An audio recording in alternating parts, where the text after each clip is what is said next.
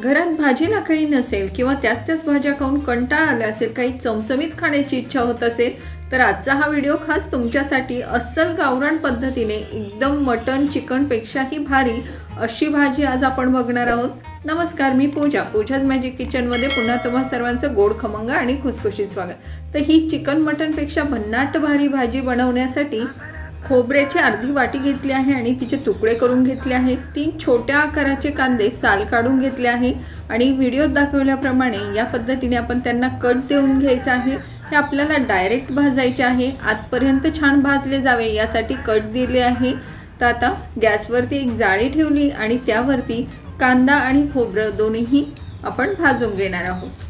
तुम्ही जर डायरेक्ट भाजणार नसाल तर याचे काप करून तव्यावर भाजून घेतलं तरी देखील चालणार आहे, पण या असं भाजल्याने अगदी मस्त स्मोकी फ्लेवर येतो। गावरान पद्धतीची भाजी आहे, चुलीवरती असंच भाजलं जातं, त्यामुळे आज आपण गॅसवरती हे डायरेक्ट असंच फ्लेमवरती भाजून घेणार आहोत। खूप भन्नाट चव लागते।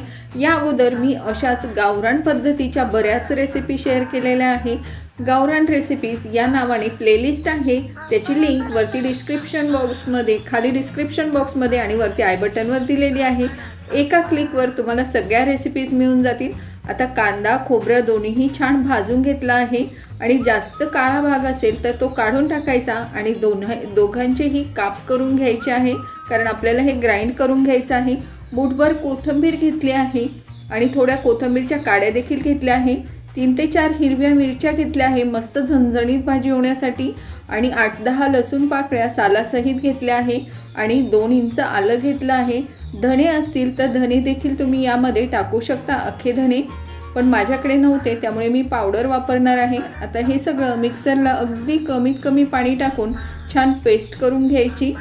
आता इथे भाजी बनवण्यासाठी गॅसवर कढई ठेवली आहे, त्यामध्ये 2 मोठे चमचे इतकं तेल टाकून घेतलं आहे। तेल तुमच्या इच्छेनुसार कमी अधिक करू शकता।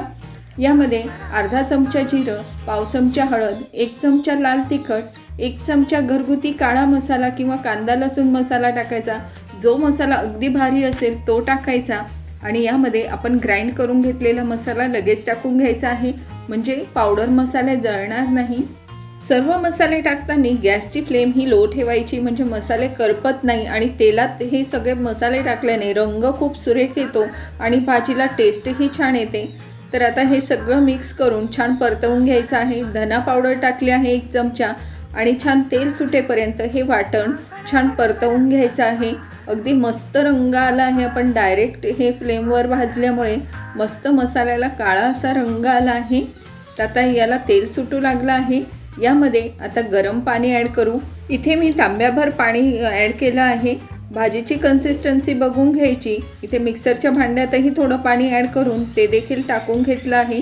ही भाजी थोडी पातळसर ठेवायची, कारण यामध्ये जे आपण पिठाचं मिश्रण सोडणार आहोत त्याने याला घट्टपणा येतो, त्यामुळे थोडी पातळसर ठेवायची आणि ही भाजी भाकरीसोबत चुरून खायला देखील खूप भन्नाट लागते, त्यामुळे थोडीशी पातळसर ठेवायची।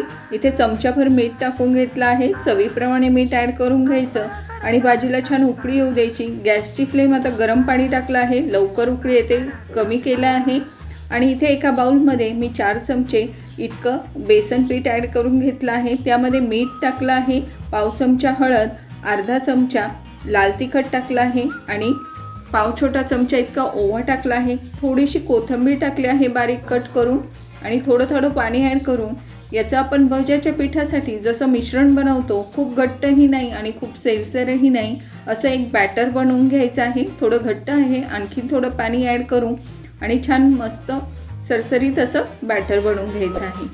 तुम्ही बघू शकता आता खूप घट्टही नाही आणि खूप सैलही नाही, असं बॅटर झालं आहे। परफेक्ट याच कन्सिस्टन्सीचं बॅटर बनवा, म्हणजे आपली भाजी खूप छान होईल। आता इकडे भाजीला देखील उकळी आलेली आहे, मिश्रण तयार आहे। चमचा काढून घेऊ आणि गॅसची फ्लेम थोडीशी वाढवून घ्यायची आहे आता आणि छान उकळीमध्ये हे मिश्रण चमच्याच्या साहाय्याने व्हिडिओत दाखवल्याप्रमाणे सोडून घ्यायचं आहे। अगदी मस्त वेडेवाकडे आकार येतात, पण खूप छान दिसायलाही दिसतात, अगदी मटन चिकन सारखे पीसेस दिसतात। तर आता व्हेज खाणाऱ्यांना बिलकुल नाराज होण्याची गरज नाही, अशी मस्त चमचमीत भाजी बनवा आणि चिकन मटनला टक्कर देईल अशी ही तोडीस तोड भाजी होते। एक वेळ नक्की बनवून बघा, कधी बनवली नसेल तर तर सर्व पिठाचं मिश्रण जे आहे ते मी या पद्धतीने उकळीमध्ये सोडून घेतलं आहे। लक्षात असू द्या की उकळीमध्येच हे टाकायचं आहे 1-1 चमचा, नाही तर सगळ्याचा गोळा होईल। आता हे छान उकळून घ्यायचं आहे। 7 ते 8 मिनिट हे छान उकळून घेतलं, छान शिजलं जातं। आता वरून फ्रेश कोथिंबीर ॲड करायची, म्हणजे आपली भाजी तयार आहे। रंग बघू शकता काय सुरेख आला आहे, अगदी मस्त भन्नाट अशी भाजी झाली आहे आणि घरामध्ये इतका छान सुगंध दरवळत आहे, लगेच खाण्याची इच्छा होते। अगदी मस्त चमचमीत अशी ही भाजी तयार होते, झणझणीत आणि चमचमीत गावरान पद्धतीची ही भाजी एक वेळ नक्की करून बघा। आणि तुम्ही ही भाजी भाकरीसोबत चुरून खाऊ शकता, चपातीसोबत खाऊ शकता, भातासोबत देखील खूप भन्नाट लागते। कुठल्याही प्रकारची भाकरीसोबत तुम्ही ही एन्जॉय करू शकता। सोबत कांदा लिंबू घ्यायचं, अगदी फक्कड गावरान बेत होतो। मस्त एन्जॉय करा आणि आजची ही रेसिपी कशी वाटली कमेंट करून नक्की सांगा।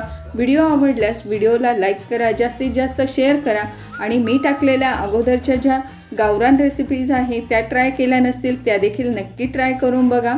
तर पुन्हा भेटूया अशाच एका मस्त सोप्या चमचमीत रेसिपीसोबत। तोपर्यंत बाय बाय।